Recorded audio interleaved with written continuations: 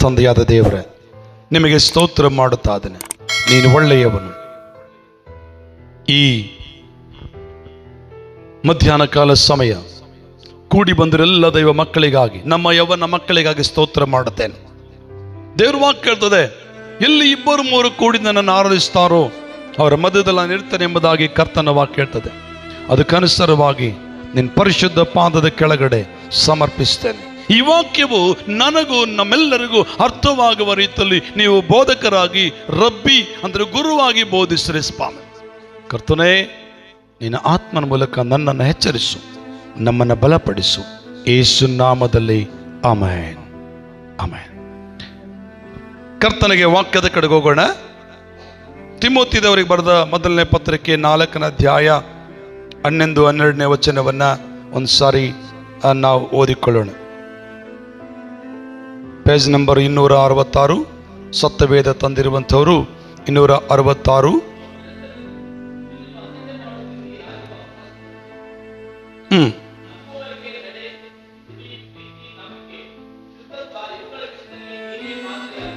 ನನ್ನ ಸಂದೇಶ ಏನಂದ್ರೆ, ನೀನೇ ಮಾದರಿಯಾಗಿರು. ಈ ವರ್ಡ್ ಮಾತ್ರ ನಾನು ನಿಮ್ಮೊಟ್ಟಿಗೆ ಮಾತಾಡ್ಲಿಕ್ಕೆ ಭಾವಿಸ್ತೇನೆ. ಮೇಲ್ಭಾಗದಲ್ಲಿ ಬಹಳ ಸಾರಿ ವಾಕ್ಯವನ್ನು ಕೇಳಿಸ್ಕೊಂಡಿದ್ದೇವೆ. ಯಾರೋ ಮಾದರಿಯಾಗಿರುವುದಲ್ಲ, ಯಾರೋ ಮಾದರಿಯಾಗಿರುವುದಲ್ಲ, ನೀನೇ. ಅಪೊಸ್ತಲ ಪೌಲನು ಹೇಳ್ತಕ್ಕಂಥ ಮಾತೇನಂದ್ರಲ್ಲಿ, ಆ ಪೌಲನು ಹೇಳುವಂಥ ಮಾತೇನಂದ್ರೆ, ಅಲ್ಲಿ ಕರ್ತನ ವಾಕ್ಯ ಹೇಳ್ತದೆ, ನೀನೇ ಮಾದರಿಯಾಗಿರು. ಈ ಮಾತನ್ನು ಯಾರು ಹೇಳ್ತಾನೆ ಪೌಲನು? ಈ ಮಾತನ್ನು ಯಾರು ಹೇಳ್ತಾನೆ ಪೌಲನಲ್ಲಿ? ತಿಮೋತಿಗೆ ಹೇಳ್ತಾ ಇದ್ದಾನೆ. ಯಾಕೆ ತಿಮೋತಿಗೆ ಹೇಳ್ತಾನೆ ಅಂದ್ರೆ, ತಿಮೋತಿ ಒಬ್ಬ ಯೌವನಸ್ಥನಾಗಿದ್ದಾನೆ. ತಿಮೋತಿ ಒಬ್ಬ ಯೌವನ ಮನುಷ್ಯನು, ಪ್ರಾಯಸ್ಥನು. ಕರ್ತನಿಗೆ ಸ್ತೋತ್ರವಾಗಲಲ್ಲಿ 5 ವಿಷಯಗಳು ತಿಳಿಸ್ತಾ ಇದ್ದಾನೆ. ಆದರೆ ಇವತ್ತು ಅದರಲ್ಲಿ ನೀನೇ ಮಾದರಿ, ನೀವು ಅಂತ ಹೇಳ್ತಾ ಇಲ್ಲ. ಅಲ್ಲಿ ಸಿಂಗಲ್ ಐತೆ, ಏಕವಚನದಲ್ಲಿದೆ ಅಲ್ಲ. ನೀವು ಅಂದ್ರೆ ಬಹುವಚನ, ನೀನು ಅಂದ್ರೆ ಇಲ್ಲಿ ನಿಂತಿರುವ ನನಗೂ ಅಲ್ಲಿ ಕುಂತಿರುವ ನಿಮಗೂ ನೀನೇ. ಯಾರೆಲ್ಲ ಓದ್ತಿರೋದಕ್ಕೆ ನಾನೇ ಮಾದರಿಯಾಗಿರ್ಬೇಕೆಂಬುದಾಗಿ ಬೈಬಲ್ ವಾಕ್ಯ ಹೇಳ್ತದೆ. ಹಲ್ಲೆಲೂಯಾ. ಕರ್ತನಿಗೆ ಸ್ತೋತ್ರವಾಗಲಿ. ಈ ವಾಕ್ಯವು ಅನೇಕ ಸಾರಿ ಓದಿರಬಹುದು, ಈ ವಾಕ್ಯವನ್ನ ಅನೇಕ ಸಾರಿ ಕೇಳಿಸ್ಕೊಂಡಿರಬಹುದು, ಈ ಪ್ರಸಂಗವನ್ನ ಅನೇಕ ಸಾರಿ ನೀವು ಗ್ರಹಿಸ್ಕೊಂಡಿರಬಹುದು, ಅನೇಕ ನನಗಿಂತ ಚೆನ್ನಾಗಿ ಹೇಳುವಂಥ ಸಂದೇಶವನ್ನು ಕೂಡ ಕೇಳಿಸ್ಕೊಂಡಿರ್ಬೋದು, ತಪ್ಪಿಲ್ಲ. ಆದರೆ ಇವತ್ತು ನಾನು ನಿಮ್ಮೊಟ್ಟಿಗೆ ಹೇಳುವಂಥ ಸಂದೇಶವೇನೆಂದರೆ, ಅಲ್ಲಿ ಮೊದಲದಾಗಿ ನಡೆ. ಆ ನಡತೆಯಲ್ಲಿ ನೀನು ಮಾದರಿಯಾಗಿರಬೇಕು. ಹಲ್ಲೆಲೂಯಾ. ಯಾವುದರಲ್ಲಿ? ಬಹಳ ಸಾರಿ ನಾವು ಈ ಪ್ರಸಂಗ ಮಾಡಿದ್ದೇನೆ. ಆದರೆ ಇವತ್ತು ನಾನು ನಿಮ್ಗೆ ಹೇಳುವಂಥ ಮಾತನ್ನು, ನಡೆ. ಈ ನಡತೆಯಲ್ಲಿ ನಾನೇ ಮಾದರಿಯಾಗಿರಬೇಕು. ಯೌವನಸ್ಥನ ತಿಳ್ಕೊಳ್ಳೋದು ಸುಲಭ. ಮನುಷ್ಯನಿಗೆ ಯೌವನ ವಯಸ್ಸು ಎಷ್ಟು ಬಾರಿ ಬರ್ತದೆ ಜೀವನದಲ್ಲಿ? ಸ್ಟಾಪ್ చేసుకో. ಎಷ್ಟು ಬಾರಿ ನಡತೆಯಲ್ಲಿ ನೀನು ಮಾದರಿಯಾಗಿ ಇಟ್ಕೊಂಡು ನಡೆದ್ರೆ ನಿನ್ನ ಜೀವನ ಆಶೀರ್ವಾದಕರವಾಗಿ ನಡೀತದೆ. ನಡತೆ ಅನ್ನುವಂಥ ಪದ ಬಹಳ ಶ್ರೇಷ್ಠವಾದದ್ದು. ನಡೆ ನಂಬುವವರಿಗೆ ನಡೆ. ನಮ್ಮ ನಡತೆ, ನಾವು ನಡತೆಗೆಟ್ಟವರಾಗಿ ನಡೆಯಬಾರದು, ನಡತೆ ಅಲ್ಲಗಳದವರಾಗಿ ನಡೆಯಬಾರ್ದು. ನಮ್ಮ ನಡತೆಯನ್ನ ದೇವರು ನೋಡ್ತಾನೆ. ನಮ್ಮ ನಡತೆಯನ್ನ ನಮ್ಮ ಅಪ್ಪ ಅಮ್ಮ ನೋಡ್ತಾರೆ. ನಮ್ಮ ನಡತೆಯನ್ನ ನಮ್ಮ ಸ್ನೇಹಿತರು ನೋಡ್ತಾರೆ. ನಮ್ಮ ನಡತೆಯನ್ನ ನನ್ನ ಬಂಧು ಬಳಗ ನೋಡ್ತಾರೆ. ಸಮಾಜ ನೋಡ್ತದೆ. ನಮ್ಮ ದೇವರು ಸಹ ನೋಡ್ತಾನೆ. ಆದರೆ ನಮ್ಮ ನಡತೆ ಹೇಗಿದೆ? ನಡತೆ ಕಳ್ಕೊಂಡವ್ರು ಏನಾದರೂ, ನಡತೆ ಕಾಪಾಡಿಕೊಂಡ್ರೆ ಏನಾದರೂ ನಿಮಗೆ ಪ್ರಸ್ತಾವಿಸಲಿಕ್ಕೆ ಬರ್ತಾ ಇದ್ದಾನೆ. ಹಲ್ಲೆಲೂಯಾ. ಜೋರೆಗಳು ಹಲ್ಲೆಲೂಯಾ. ಇನ್ನೊಂದ್ಸಲ ಹಲ್ಲೆಲೂಯಾ. ನಂಬರ್ 1, ನಾವು ಏನಾಗಿರ್ಬೇಕಂತೆ? ನಡತೆಯಲ್ಲಿ ನಾವು ಶುದ್ಧರಾಗಿರ್ಬೇಕು. ಸತ್ಯವೇದದಲ್ಲಿ ನಾವು ಬರೋಣ ಪ್ರೀತಿ ಜನರೇ. ಕರ್ತನ ವಾಕ್ಯ ನಮಗೆ ಈಗ ಹೇಳ್ತದೆ ನೋಡ್ರಿ. ನ್ಯಾಯಸ್ಥಾಪಕರ ಪುಸ್ತಕಕ್ಕೆ ನಾವು ಬರೋಣ. ನ್ಯಾಯಸ್ಥಾಪಕರ ಪುಸ್ತಕಕ್ಕೆ ಬಂದು ನೋಡೋದಾದ್ರೆ ಅಲ್ಲಿ ಒಂದು ವಚನವನ್ನು ನಾನು ನಿಮ್ಮೊಟ್ಟಿಗೆ ಮಾತಾಡಲಿಕ್ಕೆ ಭಾವಿಸ್ತೇನೆ. ನಡತೆಯನ್ನ ಯಾವ ರೀತಿ ಮಾಡಿಕೊಂಡನು ಎಂಬುದಾಗಿ. ಅಲ್ಲಿ ಒಂದು ವ್ಯಕ್ತಿ, ನ್ಯಾಯಸ್ಥಾಪಕರು ಯಾರು ನೆನಪಾಗ್ತಾರೆ ನಮಗೆ? ಸಾಮ್ಸೋನ್. ಅವನೊಳಗೆ ಒಂದು ಅಭಿಷೇಕ ಇದೆ. ಅವನ ತಾಯಿ ಗರ್ಭದಲ್ಲಿರ್ಬೇಕಾದ್ರೆ ಅವನಿಗೊಂದು ದೇವರು ಒಂದು ವಾಗ್ದಾನ ಕೂಡ ಇತ್ತು. ಅವ್ರ ಅಮ್ಮನಿಗೆ ಹೇಳ್ತಾನೆ, ಅಮ್ಮ, ದೇವರು ಹೇಳ್ತಾನೆ, ಪ್ರಿಯ ಸಹೋದರಿ, ನಿನ್ನ ಹೊಟ್ಟೆಯಲ್ಲಿ ಒಂದು ಮಗು ಹುಟ್ಟುತ್ತದೆ. ಅವನ ಅಭಿಷಕ್ತನಾಗಿರ್ತಾನೆ, ಅವನು ಬಲಶಾಲಿಯಾಗಿರ್ತಾನೆ ಎಂಬುದಾಗಿ ದೇವರ ಅಭಿಷೇಕ ಅವನಿಗಿತ್ತು. ಆದರೆ ಅವನ ವಯಸ್ಸಿಗೆ ಬಂದಾಗ, ಒಂದು ಹಂತಕ್ಕೆ 14ನೇ ಅಧ್ಯಾಯಕ್ಕೆ ಬಂದು ನೋಡಿದ್ರೆ, ಒಂದು ಹಂತಕ್ಕೆ ಬಂದಾಗ ಅವನಿಗಿದ್ದ ನಡತೆಯನ್ನ ಅವನೇನ್ ಮಾಡಿದನೋ? ಕಳ್ಕೊಂಡು ಬಿಟ್ಟನು. ನಂಬರ್ 1, ಇವತ್ತು ನಾನು ಹೇಳುತ್ತ ಮಾತೇನು ಗೊತ್ತಾ? ನಡೆ. ನೀನು ನಡೆಯುವ ನಡತೆ ಹೇಗಿದೆ? ನೀನು ನಡೆಯುವ ದಾರಿ ಹೇಗಿದೆ? ನೀನು ಹೋಗೋ ಮಾರ್ಗ ಹೇಗಿದೆ? ಅದನ್ನು ಗಮನಿಸಬೇಕು ನನ್ನ ಪ್ರಿಯ ಸಹೋದರಿ. ಓದೋಣ ಒಂದ್ಸರಿ ಓದೋಣ. 14ನೇ ಅಧ್ಯಾಯ, ಪೇಜ್ ನಂಬರ್ 288, 1ನೇ ವಚನ.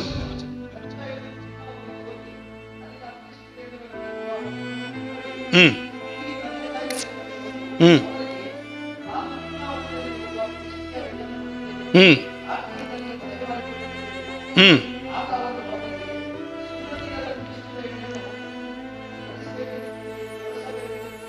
ಹ್ಮ್ ಹ್ಮ್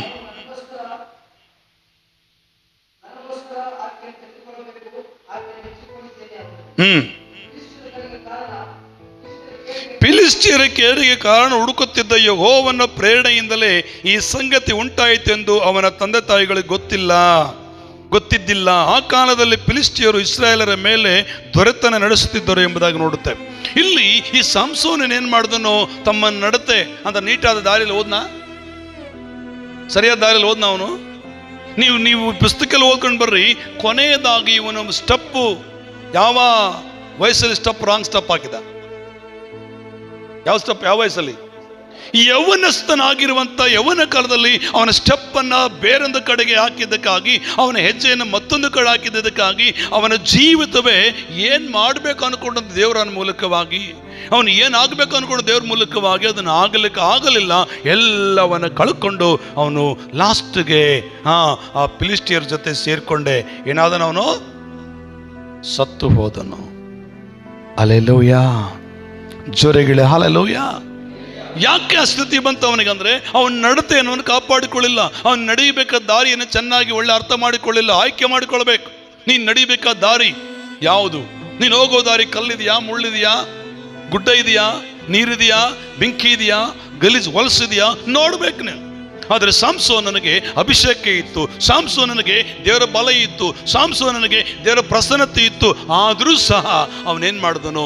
ತಪ್ಪಾದ ನಡತೆಯಲ್ಲಿ ಹೋದನು. ತಪ್ಪಾದ ಮಾರ್ಗವನ್ನು ಆಯ್ಕೆ ಮಾಡಿಕೊಂಡನು.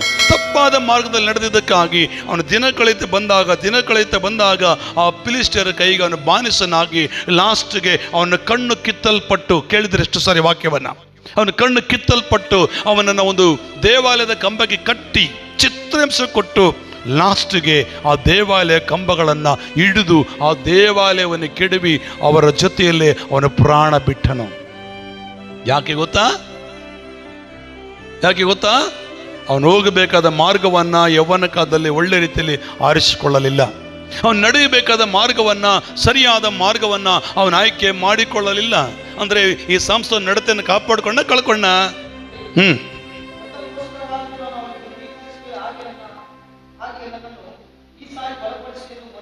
ಓಕೆ.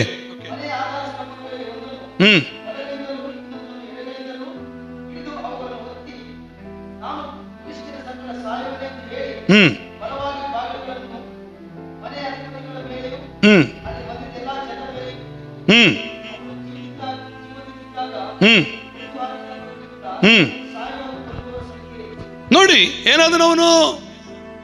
ಸಂಸೋನ್ ಏನಾದನು? ಯಾಕೆ ಅವನು ಆ ಥರ ಸ್ಥಿತಿಗೆ ಹೋದನಂದ್ರೆ ಅವನು ಯೌವನ ಕಾಲದಲ್ಲಿ ಒಳ್ಳೆಯ ದಾರಿಯನ್ನು ಆಯ್ಕೆ ಮಾಡಿಕೊಳ್ಳಲಿಲ್ಲ. ಆ ಯೌವನ ಕಾಲದಲ್ಲಿ ಆ ಸಂಸೋನನು ನಾನೀಗ ನಡೆ ಅಲ್ಲಿದ್ದೇನೆ. 5 ವಿಷಯ ಇದಾವೆ. ಸಾಧ್ಯವಾದ್ರೆ 1 ಗಂಟೆ ಒಳಗೆ 5 ಮುಗಿಸ್ತೇನೆ, ಇಲ್ಲ ಅಂದ್ರೆ ಎಷ್ಟಾಗ್ತೋ ಅಷ್ಟು ಮುಗಿಸ್ತೇನೆ. ಆಮೇನ್, ಜೋರೆಗಳು ಹಲ್ಲೆಲೂಯಾ. ಇವತ್ತು ನಾನು ಯಾಕೆ ಈ ವಿಷಯ ನಿಮ್ಮ ಮುಂದೆ ಪ್ರಸ್ತಾಪಿಸ್ತೇನೆ ಅಂದ್ರೆ, ನೀವು ಆ ಸ್ಟೇಜಲ್ಲಿ ಇದ್ದೀರಾ, ಆ ಯೌವನ ವಯಸ್ಸಲ್ಲಿ ನೀವು ಇದ್ದೀರಾ, ನಿಮ್ಮ ದಾರಿ ಒಳ್ಳೆ ರೀತಿಯಲ್ಲಿ ಆಯ್ಕೆ ಮಾಡಿಕೊಳ್ಳಬೇಕು. ಈ ಸಂಸೋನನು ಈ ಯೌವನ ಜೀವಿತದಲ್ಲಿ ನೀಟಾದ ಮಾರ್ಗವನ್ನು ಆಯ್ಕೆ ಮಾಡಿಕೊಳ್ಳದ ಕಾರಣಕ್ಕಾಗಿ ದಿನ ಕಳೆತ ಬಂದಾಗ ಗೊತ್ತಾಗಲಿಲ್ಲ, ದಿನ ಕಳೆದು ಹೋದಾಗ ಗೊತ್ತಾಯಿತು ನನ್ನ ಪರಿಸ್ಥಿತಿ ಏನೆಂಬುದಾಗಿ. ಇವಾಗ ನೀವು ಆಯ್ಕೆ ಮಾಡಿಕೊಳ್ಳುವ ಹಾದಿ ಬಹಳ ಶ್ರೇಷ್ಠವಾದದ್ದು. ಸಂಸೋನನು ನೀಟಾದ ಮಾರ್ಗವನ್ನು ಆಯ್ಕೆ ಮಾಡಿಕೊಳ್ಳಲಿಲ್ಲ. ಸಂಸೋನನು ಸರಿಯಾದ ದಾರಿಯನ್ನು ಅವನು ನೋಡಲಿಲ್ಲ. ಕಣ್ಣಿಗೆ ಕಾಣುವ ಆಡಂಬರವನ್ನೇ, ಕಣ್ಣಿಗೆ ಕಾಣುವಂಥ ಅಲಂಕಾರವನ್ನೇ ಅವನು ಆಯ್ಕೆ ಮಾಡಿಕೊಂಡನು. ಆ ಕಾರಣಕ್ಕಾಗಿ ಏನಾದನವನು ಸತ್ತು ಹೋದನು. ಹಲ್ಲೆಲೂಯಾ. ಇನ್ನೊಂದು ಹಲ್ಲೆಲೂಯಾ. ಇನ್ನೊಂದು ವ್ಯಕ್ತಿ ಇದ್ದಾನೆ, ಆತನ ಹೆಸರು ಲೋಟ. ಎಷ್ಟು ಜನ ಗೊತ್ತಾ ಲೋಟ? ಅಬ್ರಾಹಮ ಲೋಟ ಇಬ್ಬರು ಜೊತೆಯಲ್ಲಿದ್ದಾರೆ. ಅಲ್ಲಿ ಆದಿಕಾಂಡ ಪುಸ್ತಕದಲ್ಲಿ ನೋಡ್ತವೆ, ಅಬ್ರಾಹಮನ ದನಕಾಯವರಿಗೂ ಲೋಟನ ದನಕಾಯವರಿಗೂ ಏನಾಯ್ತಂತಲ್ಲಿ ಜಗಳ ಉಂಟಾಯ್ತಂತೆ.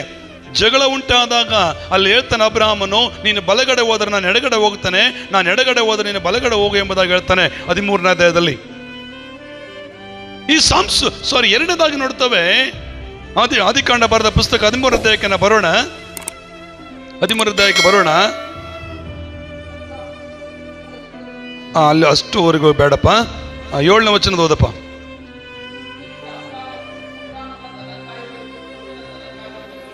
ಓಕೆ. ಹ್ಮ್ ಹ್ಮ್ ಹ್ಮ್ ಹ್ಮ್ ಹ್ಮ್ ದೇಶವೆಲ್ಲ ನಿನಗೆದರಿಗಿದೆ, ದಯವಿಟ್ಟು ನನ್ನ ಬಿಟ್ಟು ಪ್ರತ್ಯೇಕವಾಗಿ ಹೋಗು. ನೀನು ಎಡಗಡೆಗೆ ಹೋದ್ರೆ ನಾನು ಬಲಗಡೆ ಹೋಗುತ್ತಾನೆ, ನೀನು ಬಲಗಡೆಗೆ ಹೋದ್ರೆ ನಾನು ಎಡಗಡೆ ಹೋಗ್ತಾನೆ. ಆಮೇಲೆ ನೋಟನ್ನು ಕೇಳಿಸ್ಕೊಳ್ಳಿ. ಇರಪ್ಪ ಸಾಮ್ಸೋನನ್ನು ಕಣ್ಣೆತ್ತಿ ನೋಡಿದಾಗ ಹುಡುಗಿ ಸುಂದರವಾಗಿ ಕಂಡ್ಲು. ಯಾರಿಗೆ ಸುಂದರವಾಗಿ ಕಂಡ್ಲು?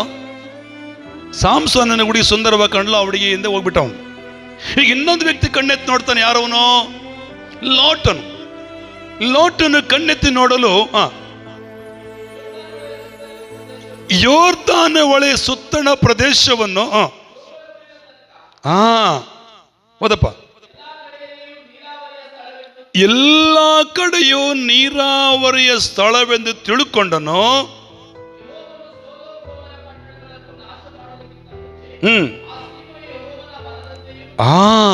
ಹಲ್ಲೆಲೂಯ. ಆ ಸೀಮೆ ಹೆಂಗಿತ್ತಂತದು? ಯಾವಾಗಿತ್ತಂತದು?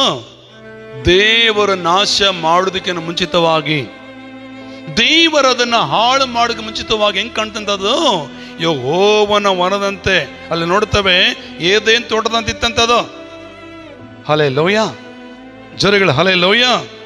ಅಲ್ಲಿ ವಾಕ್ಯ ಹೇಳ್ತದೆ, ಅಲ್ಲಿ ಇನ್ನೊಂದ್ಸರಿ 10ನೇ ವಚನ 3ನೇ ಭಾಗದಲ್ಲಿ ನೋಡ್ತೇವೆ, ಯೆಹೋವನು ಸೊದೋಮ್ ಗೊಮೋರ ಪಟ್ಟಣವನ್ನು ನಾಶ ಮಾಡೋದಕ್ಕಿಂತ ಮುಂಚೆ ಆ ಸೀಮೆಯು ಯೆಹೋವನ ವರದಂತೆಯೂ ಐಗುಪ್ತ ದೇಶದಂತೆಯೂ ನೀರಾವರಿಯಾಗಿತ್ತು. ಹಲ್ಲೆಲೂಯ. ಹೇಳಿ ಹಲ್ಲೆಲೂಯ. ಜೋರಗಳು ಹಲ್ಲೆಲೂಯ. ಕರ್ತನಿಗೆ ಸ್ತೋತ್ರವಾಗಲು. ಒಬ್ಬ ಯೌವನಸ್ಥನು ಒಂದು ಹುಡುಗಿಯನ್ನು ಮದುವೆ ಮಾಡಬೇಕಂತ ಬಹಳ ಅಪೇಕ್ಷೆಯಿಂದ ಮದುವೆ ಮಾಡಿದ್ರಂತೆ. ಒಂದು ಹುಡುಗಿಯನ್ನು ನೋಡಿ ಮದುವೆ ಮಾಡಿದ್ರಂತೆ. ಮದುವೆ ಮಾಡಿದಾಗ ಜೀವನ ಸಾಗಿಸ್ತಾ ಇದ್ದಾರೆ. ಹಲ್ಲೆಲೂಯ. ಹಲ್ಲೆಲೂಯ. ಹೋಗ್ಬಿಟ್ಟು ಯಾವಾಗಲೇ ಮದುವೆ ನೋಡಕ್ಕೆ ನನಗೆ ಕಾಣ್ತದೆ, ನೀನು ನೋಡ್ತಿದ್ರೆ ಹಿಂಗೆ ನೋಡಕತ್ತ, ನಾನು ಹೋಗಿರ್ಬೇಕಾ ಅಂತ. ಮದುವೆ ಆಯ್ತು. ಮದುವೆ ಆಗಿ ಜೀವನ ಕಳೀತಾ ಇದ್ದಾನೆ. ಒಂದು ಸಾರಿ ಅವ್ರ ಹೆಂಡತಿ ಕೇಳ್ದಂತೆ, ನಿನಗೆ ಮೇಕಪ್ ಮಾಡಿದಾರೆ ಯಾರು ಅಂತ ಹೇಳಿ. ನಿನಗೆ ಮೇಕಪ್ ಮಾಡಿದಾರೆ ಯಾರಂತ. ಈಗ ಪ್ರೀತಿಯಿಂದ ಗಂಡ ಕಳೆದಾಗ ಹೆಂಡತಿ ಏನು ಮಾಡ್ತಾರೆ? ಪ್ರೀತಿ ಇರಿದ್ದಾಗ ಇಂಥವ್ರು ಎಲ್ಲಿ ಅವ್ರ ಅಡ್ರೆಸ್ ಸೂಪರ್ ಮಾಡೋಣ ನನ್ನ ಮೇಕಪ್. ಎಲ್ಲಿ ಅವ್ರ ಮನೆ ಅಂದ್ಕೊಳ್ಳಿ, ಎಮ್ಮ ಹೊಟ್ಟೆಗಿದ್ದು ಪುಟ್ಟೆಗಿದ್ದು ತಟ್ಟೆಗಿದ್ದೆಲ್ಲ ಹೇಳ್ಬಿಟ್ಲು. ಆ ಎಮ್ಮನ ಮನೆ ಅಡ್ರೆಸ್, ಫೋನ್ ನಂಬರ್ ಎಲ್ಲ ಹೇಳ್ಬಿಟ್ಲು. ಇಲ್ಲಿದ್ದೀರಾ? ಹೇಳಿದಾಗ ಅದನ್ನೆಲ್ಲ ಅಡ್ರೆಸ್ ಬರ್ಕೊಂಡ ಆ ಎಮ್ಗೊಂದು ನಾನು ಗಿಫ್ಟ್ ಕೊಡಬೇಕು ಅಂತ ಹೋದಂತೆ. ಗಿಫ್ಟ್ ಕೊಡ್ಬೇಕಂತ ಅವ್ರು ಹೋದಂತೆ. ಹುಡ್ಕೊಂಡು ಹೋದಾಗ ಅದೊಂದು ಬೋರ್ಡ್ ಬರ್ದಿತ್ತು, ಬ್ಯೂಟಿ ಪಾರ್ಲರ್ ಏನೋ ಪಾರ್ಲರ್ ಅಂತ. ಈಗ ದೊಡ್ಡ ತಟ್ಟೆ ಹೊರಗೆ ಬಂದ್ಲು. ಅಮ್ಮ, ಈ ಅವ್ರ ಹೆಂಡತಿ ಫೋಟೋ ತೋರಿಸಿ, ನನ್ನ ಹೆಂಡತಿಗೆ ಮೇಕಪ್ ಮಾಡಿದ್ದೀನ. ಹೌದೌದು, ನಾನೇ. ಸೂಪರ್ ಮಾಡಿ ಅಮ್ಮ ಅನ್ಲಂತ. ಅವನು ಹೇಗೆ ಮಾಡಿದೆ ನೀನು? ಭಾಳ ಸೂಪರ್ ಮಾಡಿದೆ ಅಮ್ಮ ಅಂತ ಹೇಳ್ದಂತೆ. ಅಮ್ಮ, ಇಷ್ಟೆಲ್ಲ ಚೆನ್ನಾಗಿ ನನ್ನ ಹೆಂಡತಿಗೆ ಮೇಕಪ್ ಮಾಡಿದೆಯಲ್ಲ, ನಾನು ಭಾಳ ದಿವಸ ನೀನು ಕಾಯ್ತಾ ಇದ್ದೆ, ನಿನಗೊಂದು ಗಿಫ್ಟ್ ಕೊಡ್ಬೇಕಂತ. ನಾನು ಒಂದು ಪ್ರೈಸ್ ಕೊಡ್ಬೇಕು ಅನ್ಕೊಂಡಿದ್ದೆ ನಾನು. ನನಗೊಂದು ಐಫೋನ್ ತಂದಿದ್ದೇನೆ. ನೋಡಿರ್ಬೇಕು ಕೆಲವರೆಲ್ಲ ಮೊಬೈಲಲ್ಲಿ. ಐಫೋನ್ ತಂದಿದ್ದೆ ನಾನು ಅಂತೇಳಿ. ನನಗೆ ಯಾಕೆ ಇಷ್ಟಕ್ಕೊಂದು ಕಾಸ್ಟ್ಲಿ ಕೊಡ್ತಾನೆ? ಇಲ್ಲ, ನಾನು ಹೆಂಡ್ತಿ ಅಷ್ಟು ಬ್ಯೂಟಿಯಾಗಿ ನೀನು ಮೇಕಪ್ ಮಾಡಿ ಕೊಟ್ಟಿದ್ಯಾ, ನೀನು ಹೆಂಡ್ತಿ ಅಷ್ಟು ಅಂದವಾಗಿ ನೀನು ರೆಡಿ ಮಾಡಿ ಕೊಟ್ಟಿದ್ಯಾ, ನಾನು ಐಫೋನ್ ತಂದೇನೆ ಅಂತೇಳಿ ಐಫೋನ್ ಕೊಟ್ಟನಂತೆ. ಎಷ್ಟು ಖುಷಿಯಾಗಿರ್ಬೋದ ಮಗ ಅವಾಗ? ಜೋರಿಗಳಿ. ಐಫೋನ್ ಕೈಲಿ ಕೊಟ್ಟಾಗ ಅಯ್ಯಮ್ಮ ಭಾಳ ಖುಷಿಯಿಂದ ಓಪನ್ ಮಾಡಿದ್ರೆ ಅದ್ರಾಗ ಐಫೋನ್ ಇಲ್ಲ, ಕಾರ್ಬನ್ ಫೋನ್, ಸಣ್ಣದೊಂದು ಡಮ್ಮಿ ಫೋನ್ ಇದೆ. ಏನಿದೆ? ಕವರ್ ಏನೋ? ಯಾವ phone? IPhone cover, branded cover. ಅದು ಓಪನ್ ಮಾಡಿ ನೋಡಿದ್ರೆ ಅದ್ರಾಗ ಸಣ್ಣದು ಕೀಪ್ಯಾಡ್ ಇರ್ತದಲ್ಲ, ಅದು ಕಾರ್ಬನ್. ಇದು ನೋಡಿ, ಏನ್ ಇಂಥದ್ದು ಕೊಟ್ಟಿಯ ಅನ್ನಂತೆ ಅಯ್ಯಮ್ಮ ಅನ್ಲಂತೆ. ಅವಾಗ ಅನ್ನಂತೆ, ನನ್ನ ಹೆಂಡತಿ ಕೂಡ ಕಾರ್ಬನ್ ಫೋನ್ ಇದ್ದಂಗೆ ಇದ್ಲು, ನೀನು ಐಫೋನ್ ಮಾಡಿದೆ ಅಮ್ಮ, ನನ್ನ ಕೈಲಿ ಕೊಟ್ಟಿದ್ದೀನಿ ನೀನು. ಹಲ್ಲೆಲೂಯ. ನಾನು ತಾಳಿ ಕಟ್ಟಬೇಕಾದ್ರೆ ಐಫೋನ್ ಥರ ಕಂಡ್ಲು. ನಾನು ಮನೆಗೆ ಹೋಗಿ ಜೀವನ ಸ್ಟಾರ್ಟ್ ಮಾಡಿ ಮೊಕ್ಕ ತೊಳೆದಾಗ ಹೆಂಗೆ ಕಂಡ್ಲು ನನಗೆ? ಇಲ್ಲಿದ್ದೀರಾ? ಇಲ್ಲಿ ಏದೆನ್ ತೋಟ ಕೂಡ ದೇವರ ನಾಶ ಮಾಡಿದ್ರೆ ಮುಂಚಿತವಾಗಿ ಹೆಂಗ್ ಕಾಣ್ತದದು? ಏದೇನ್ ತೋಟ ಈ ಸೋದೋಮ್ ಗೊಮೋರ ಪಟ್ಟಣ, ಕ್ಷಮಿಸ್ರಿ, ಸೋದೋಮ್ ಗೊಮೋರ ಪಟ್ಟಣ ಕೂಡ ದೇವರ ನಾಶ ಮಾಡಿ ಮುಂಚಿತ ಹೆಂಗ್ ಕಾಣ್ತದ? ಅದು ಯೆಹೋವನ ವನದಂತೆ. ಯಾರಂತೆ? ಅದಕ್ಕೆ ಮದುವೆಗಳಲ್ಲಿ ಜಾಸ್ತಿ ಮೇಕಪ್ ಮಾಡಿದಾರ ಮಾತ್ರ ಮದುವೆ ಮಾಡ್ಕೋಬೇಡ್ರಿ, ನ್ಯಾಚುರಲ್ ಮಾಡ್ಕೊಳ್ಳಿ. ಹಲ್ಲೆಲೂಯಾ. ನಾನು ಏನೋ ಕನಸ್ಕೊಂಡಿದ್ದೆ, ನನಗೆ ಅದ ಭಂಗ ಆಯ್ತಾ? ನಾನು ಯಾರನ್ನ ತಪ್ಪಾಗಿ ಭಾವಿಸ್ಬೇಕಂತಲ್ಲ, ನನ್ನ ಆತ್ಮೀಯ ಮಕ್ಕಳು, ನನ್ನ ಸಭೆಯ ಮಕ್ಕಳು ಹೀಗಿರ್ಬೇಕಂತ ನನ್ನ ಆಸೆ ಇದೆ. ಆಮೆನ್. ಇಲ್ಲಿ ಗಮನಿಸ್ರಿ, ಇಲ್ಲಿ ಸೋದೋಮ್ ಗೊಮೋರ ಪಟ್ಟಣ ಹೆಂಗಿತ್ತಂತೆ, ಯೆಹೋವನು ಆ ದೇಶವನ್ನು ನಾಶ ಮಾಡೋದಕ್ಕೆ ಮುಂಚಿತವಾಗಿ ನೀರಾವರಿ ಅಂತ ಇತ್ತಂತೆ. ಹೆಂಗಿತ್ತಂತ? ಅದು ನೀರಾವರಿ ಅಂತೆ. ಅದು ನೋಡಿ ಈ ಸೋದೋಮ್ ಗೊಮೋರ ಪಟ್ಟಣವನ್ನ ಆಯ್ಕೆ ಮಾಡಿಕೊಂಡು ಲೋಟನ ಓದನು. ಲೋಟನ ಒಳ್ಳೆದಾರ ಆಯ್ಕೆ ಮಾಡ್ಕೊಂಡಂತೆ ನಂಬ್ತೀರಿ ನೀವು? ಇಲ್ಲಿದ್ದೀರಾ? ಈಗ ನಾನು ಯಾವ ಟಾಪಿಕ್ ಇದ್ದಾನೆ? ನಡೆ. ಇದ್ದೀರಾ ಇಲ್ಲಿ? ನಂಬರ್ 1 ಯಾರು? ಸಾಮ್ಸೋನನ್ನು ನೀಟಾದ ದಾರಿನ ಆಯ್ಕೆ ಮಾಡಿಕೊಳ್ಳಿಲ್ಲ. ಏನಾದನವನು? ಸತ್ತು ಹೋದನು. ಇಲ್ಲಿ ಎರಡದಾಗಿ ಲೋಟನು ಸಹ ನೀಟಾದ ಮಾರ್ಗವನ್ನು ಆಯ್ಕೆ ಮಾಡಿಕೊಳ್ಳಲಿಲ್ಲ. ಹೊರಗಿನ ತೋರಿಕೆಯನ್ನು ನೋಡಿ, ಹೊರಗಿನ ಆಡಂಬರ ನೋಡಿ, ಹೊರಗಿನ ಅಲಂಕಾರವನ್ನು ನೋಡಿ, ಈ ತೋಟವು ನೀರಾವರಿ ಅಂತಿದೆ, ಯೆಹೋವನ ವನದಂತಿದೆ, ಇದಕ್ಕಿಂತ ನನಗೆ ಇನ್ನೇನು ಬೇಕೆಂಬುದಾಗಿ ಅದನ್ನು ಆಯ್ಕೆ ಮಾಡಿಕೊಂಡು ಲೋಟನ ಹೋದನು. ದಿನ ಕಳಿತ ಬಂದಾಗ 14ನೇ ಅಧ್ಯಾಯಕ್ಕೆ ಬಂದಾಗ 15ನೇ ಅಧ್ಯಾಯಕ್ಕೆ ಬಂದಾಗ ಅಲ್ಲಿ ದೇವದೂತರು ಅವನು ಆ ಪಟ್ಟಣವನ್ನ ನೋಡಲಿಕ್ಕೆ ಬರುವಾಗ ಅದನ್ನು ಬೆಂಕಿಯಿಂದ ನಾಶ ಮಾಡಬೇಕಂತ ಬಂದ್ರಂತೆ. ಅದು ಪಾಪದಿಂದ ತುಂಬಲ್ಪಟ್ಟಂತ ದೇಶವಾಗಿತ್ತು. ಆ ದೇಶವು ಸೊದೋಮ್ ಗೊಮೋರ ಪಟ್ಟಣ ಅಂತಾರೆ ತುಂಬಾ ವ್ಯಭಿಚಾರಕ್ಕೆ ತುಂಬಲ್ಪಟ್ಟದ್ದು.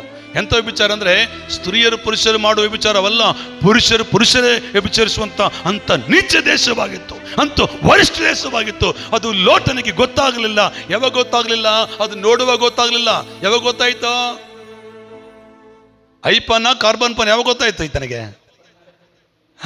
ಅಯ್ಯಮ್ಮನಿಗೆ, ಆ ಬ್ಯೂಟಿ ಪಾರ್ಲರ್ ಅಮ್ಮನಿಗೆ ಇದು ಐಫೋನಾ ಕಾರ್ಬನ್ ಫೋನ್ ಅಂತ ಯಾವಾಗ ಗೊತ್ತಾಗಿದ್ದು? ಈ ಲೋಟನಿಗೆ ಸಹ ನೋಡುವಾಗ ಯೆಹೋವನ ವನದಂತೆ ಕಂಡಿತು. ಈ ಲೋಟನ್ ನೋಡುವಾಗ ನೀರಾವರಿ ಸ್ಥಳ ಕಂಡಿತು. ಲೋಟನು ಆ ಒಂದು ತೋಟದ ಒಳಗೆ ಅಂದ್ರೆ ಆ ಸೊದೋಮ್ ಗೊಮೋರ ಪಟ್ಟಣ ಬಾಗಿಲ ಹತ್ರ ಹೋದಾಗ ಗೊತ್ತಾಯಿತು ಇದು ಬಹಳ ಶಾಪಗ್ರಸ್ತವಾದದ್ದು. ಅಲ್ಲೇನು ತಿಳ್ಕೊಂಡ ಲೋಟನು? ನೋ. ವಾಪಸ್ ಬಂದ? ಇಲ್ಲ. ಯೋಚನೆ ಮಾಡಿದ್ನ? ಇಲ್ಲ. ಅಲ್ಲೇ ವಾಸ ಮಾಡ್ಲಿಕ್ಕೆ ಅವನು ಗುಡಾರ ಹಾಕೊಂಡ್ಬಿಟ್ಟ. ಹಿಂತಿರುಗಿ ಹೋಗಿದ್ರೆ ಅಬ್ರಾಮ ಬರಬೇಡ ಅಂತ ಹೇಳ್ತಿರ್ಲಿಲ್ಲ. ಅದು ಚೆನ್ನಾಗಿಲ್ಲ, ನಾನು ಹೋಗಲ್ಲ, ನಿನ್ನ ಜೊತೆಗೆ ಇರ್ತೇನೆ ಅಂತ ಹೇಳಿದ್ರೆ ಅಬ್ರಾಮ್ ಹೋಗ್ಬೇಡ ಅಂತ ಹೇಳ್ತಿರ್ಲಿಲ್ಲ. ಇರಪ್ಪ ಅಂತ ಹೇಳಿ ಮತ್ತೆ ಬೇರೆ ದಾರಿ ತೋರಿಸ್ತಿದ್ದೇನೋ ಗೊತ್ತಿಲ್ಲ. ಅದ್ರ ಲೋಟನಾಗಿ ಏನು ಮಾಡಲಿಲ್ಲ, ಓದೋವನು ವಾಪಸ್ ಬರಲಿಲ್ಲ. ಆಯ್ಕೆ ಮಾಡ್ಕೊಂಡು ಓದೋವನು ವಾಪಸ್ ಬರಲಿಲ್ಲ. ದಿನ ಕಳಿತ ಬಂದಾಗ ಆ ಲೋಟನ ಹೆಂಡತಿ ಇಬ್ಬರ ಮಕ್ಕಳು ಸಾಯುವ ಸ್ಥಿತಿಗೆ ಬಂದರು. ಯಾಕೆ ಬಂದರಂದ್ರೆ ಅವನು ಆಯ್ಕೆ ಮಾಡಿಕೊಂಡ ದಾರಿ ಸರಿಯಾಗಿ ಇರಲಿಲ್ಲ. ಈತ ಸರಿಯಾಗಿತ್ತ? ನೋ. ಇವತ್ತು ನೀನು ಆಯ್ಕೆ ಮಾಡಿಕೊಳ್ಳೋದ ದಾರಿ ನೀನೇ ಮಾದರಿಯಾಗಿ ಅಂದ್ರೆ ಎರಡನಾಗಿ ಸೊದೋಮ್ ಗೊಮೋರ ಪಟ್ಟಣವನ್ನ ಈ ಲೋಟನ ಆರಿಸ್ಕೊಂಡಂಗೆ ನೀನು ಕಣ್ಣಿಗೆ ಕಾಣುವಂತ ಅದನ್ನು ಆರಿಸಿಕೊಳ್ಳಬೇಡ. ಕಣ್ಣಿಗೆ ಕಾಣದಿರುವಂತ ರಹಸ್ಯವಾಗಿ ನಿನಗಾಗಿ ಬಚ್ಚಿಟ್ಟಿರುವಂತ ನಿಧಿ ನಿಕ್ಷೇಪಗಳನ್ನು ನೋಡು. ಆಮೆನ್.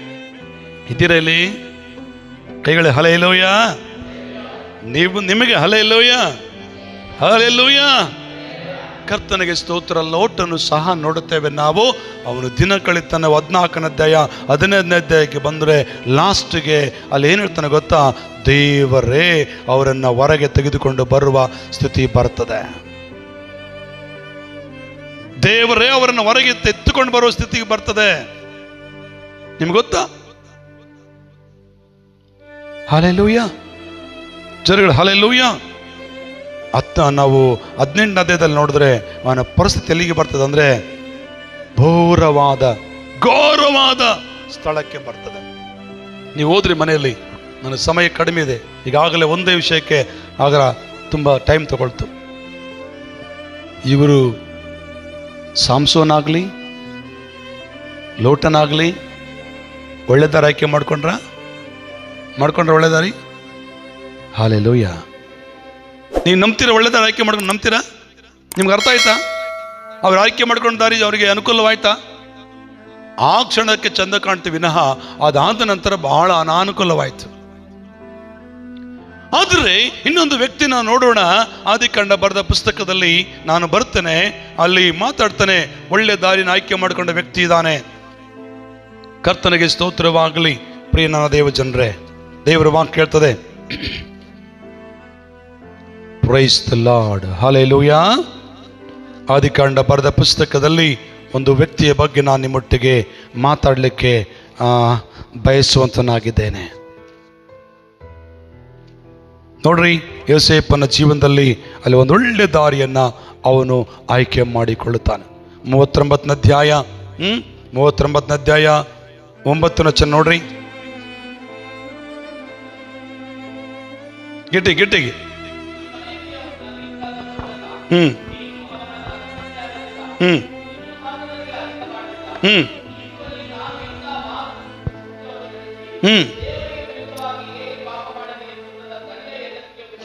ಓಕೆ.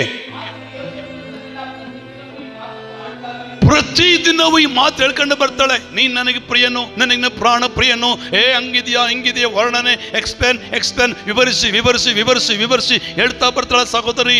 ಆದರೂ ಸಹ ಆ ಒಂದು ಯೋಸೇಫನು ಆಕೆಯ ದಾರಿಯಲ್ಲಿ ಹೋಗಲಿಲ್ಲ, ಆಕೆಯ ದಾರಿ ಹಿಡಿಯಲಿಲ್ಲ, ಆಕೆಯ ದಾರಿಯನ್ನು ಗಮನಿಸಲಿಲ್ಲ, ಆಕೆಯ ಕಡೆಗೆ ಗಮನ ಕೂಡ ಹರಿಸಲಿಲ್ಲ. ಕೆಳಗಡೆ ಹೇಳ್ತಾನೆ,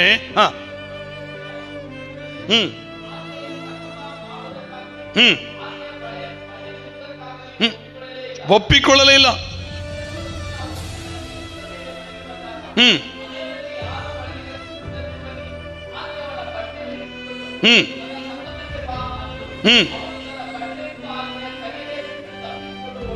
ಓಡಿ ಹೋದನು. ಹಲ್ಲೆಲೂಯಾ. ಇಲ್ಲಿ ಅಂಡರ್ಲೈನ್ ಮಾಡ್ಕೊಳ್ರಿ, ಓಡಿ ಹೋದನು. ಅದನ್ನ ನೀವು ಬರ್ಕೊಳ್ರಿ, ಇಲ್ಲ ಅಂಡರ್ಲೈನ್ ಮಾಡ್ಕೊಳ್ರಿ. ನೀನೇ ಮಾದರಿಯಾಗಿರ್ಬೇಕಂತ. ಎರಡನೇದಾಗಿ ನಾನು ಮೂರನೇ ವ್ಯಕ್ತಿಯ ಬಗ್ಗೆ ಮಾತಾಡ್ತಾನೆ, ಯೋಸೇಫನು ಯಾವ ದಾರಿ ಆಯ್ಕೆ ಮಾಡಿಕೊಂಡನೋ? ಪಾಪದ ದಾರಿನ ಆಯ್ಕೆ ಮಾಡಿಕೊಳ್ಳಲಿಲ್ಲ. ಆ ಕ್ಷಣಕ್ಕೆ ಕಾಣುವ ಸೌಂದರ್ಯವನ್ನು ನೋಡಿ ಆಯ್ಕೆ ಮಾಡಿಕೊಳ್ಳಲಿಲ್ಲ. ಆ ಕ್ಷಣಕ್ಕೆ ಅನುಸಾರವಾಗಿರುವಂಥ ಅಂದಕ್ಕಾಗಲಿ ವ್ಯಾಮೋಹಕ್ಕಾಗಿ ಅವನ ಆಯ್ಕೆ ಮಾಡಿಕೊಳ್ಳಲಿಲ್ಲ. ಅವನ ಆಯ್ಕೆ ಮಾಡಿಕೊಂಡದ್ದು, ನನ್ನ ದೇವರ ವಿರುದ್ಧವಾಗಿ ಈ ಪಾಪ ನಾನು ಮಾಡುವುದಿಲ್ಲ, ನನ್ನ ದೇವರ ವಿರುದ್ಧವಾಗಿ ಈ ಕೆಟ್ಟ ಕೃತ್ಯವನ್ನು ನಡೆಸಲಿಕ್ಕೆ ಇಷ್ಟಪಡುವುದಿಲ್ಲ ಎಂಬುದಾಗಿ ಅವನು ಆ ಪಾಪದ ದಾರಿಯನ್ನು ಬಿಟ್ಟು ಓಡಿ ಬಂದನು ದೇವರ ದಾರಿಯಲ್ಲಿ. ಹಲ್ಲೆಲೂಯಾ. ಇದೀರಾ?